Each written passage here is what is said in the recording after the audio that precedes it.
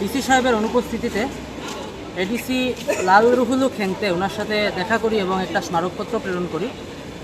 আপনারা সকলেই অবগত যে গতকালকে একটা ভিডিও সামাজিক মাধ্যম তথা সংবাদ মাধ্যমে ঘুরপাক খাচ্ছে যে আমাদের এখানকার মাইজগ্রামে অবস্থিত যে এনিগমা রিসোর্ট যেটা রয়েছে সেখান থেকে কালকে সেখানকার স্থানীয় মানুষ কিছু একটা কাপলকে আপত্তিজনক অবস্থায় ধরেছে।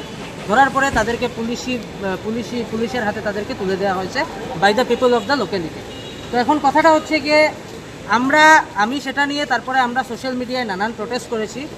তো কথাটা হচ্ছে আগেও একবার সেমভাবে এনিগমা রিসোর্টে এরকম একটা ঘটনা হয়েছিল, আপত্তিজনক এরকমভাবে মানুষকে ধরা হয়েছিল, তারপর তাদেরকে ওয়ার্নও করা হয়েছে।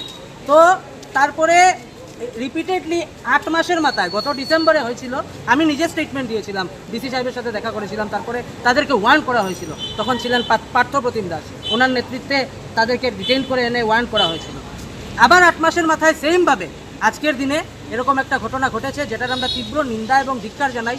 কিছু মানুষ আজকে সোশ্যাল মিডিয়ার মধ্যে লেখালেখি করছে বাই সাপোর্টিং দিস ইনসিডেন্ট, যে আজকে সেখানের মধ্যে প্রাপ্তবয়স্ক যুবক যুবতী তারা আজকে হোটেলে গেছেন, রুমে গেছেন, সেটা যেতেই পারেন। আমি সেটা নিয়ে আমার কোনো মাথা ব্যথা নেই, that's none of my business.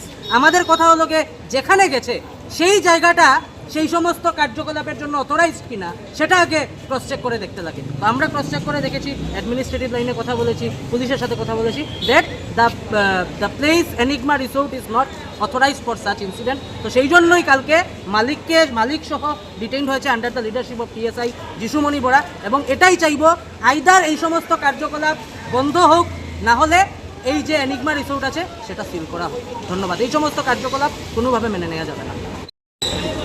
তো আমরা বিগত দিনে দেখছি যে এনিগমা রিসোর্টে গত বছরও এরকম একটা অপ্রীতিকর ঘটনা ঘটছে, যার কারণে গোটা সমাজ তথা এলাকাবাসী যারা আপত্তি জানাইছে। কিন্তু আমার কথা হচ্ছে, এটা প্রাপ্তবয়স্ক ছেলে মেয়ে যে কোনো জায়গায় বিয়ে সময় কাটাইতে পারে, কিন্তু এটা আমরা কর্তব্যের মধ্যেও পড়ে যে আমরা এমন কোনো কাজ করতাম না যেটার মধ্যে যে আমরা ব্যক্তিগত আমরা আনন্দ ফুর্তির লাগিয়া যাতে সমাজে যাতে কোনো মানুষের কোনো ডিস্টার্ব হয় না।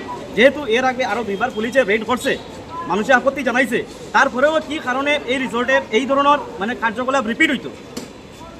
সর্বপ্রথম আমরা এটা খেয়াল রাখা উচিত যে আশেপাশে যে মানুষ আছে বা গ্রামবাসী আছে, শহরবাসী আছে, তারা যদি কোনো আপত্তি না থাকে, এখানের মধ্যে রিসোর্ট হোটেল এটা ভালো সময় কাটানোর একটা সোর্স, একটা জায়গা। কিন্তু এটারে যদি ব্যক্তিগত কিছু স্বার্থে যদি অপব্যবহার করা হয়, কোনো অবস্থাতে এটা সমাজে কোনো ভালো মেসেজ যায় না। তো আমরা একজন শহরের সচেতন নাগরিক হিসাবে প্রত্যেকটা মানুষের আমরা এটা কর্তব্য, যাতে আমরা কোনো কার্যকলাপের লাগিয়া বর্তমান যুব সমাজ বা বর্তমান সমাজ মানুষের কোনো অসুবিধা না হয়। আর লাস্টে একটা কথাও কইমু যে এই রিসোর্ট, শুধু এই রিসোর্ট না, আরও কয়েকটা রিসোর্ট আছে যেখানের মধ্যে এই ধরনের অভিযোগ দিনের পর দিন উঠিয়া হয়, বারে বারে পুলিশে রেড করে, অ্যারেস্ট হয়, তারপরে কী হয় জানি না, কিন্তু রিপিটেডলি এই যেসব জিনিস হইতে থাকে, এটা বন্ধ হইতো। প্রশাসন অ্যাডমিনিস্ট্রেশনের কাছে একটাই অনুরোধ, এইগুলা বন্ধ হইতো, যাতে আগামীতে যুব সমাজ ধ্বংসের পথে না যায়। বাস, দ্যাটস ইট।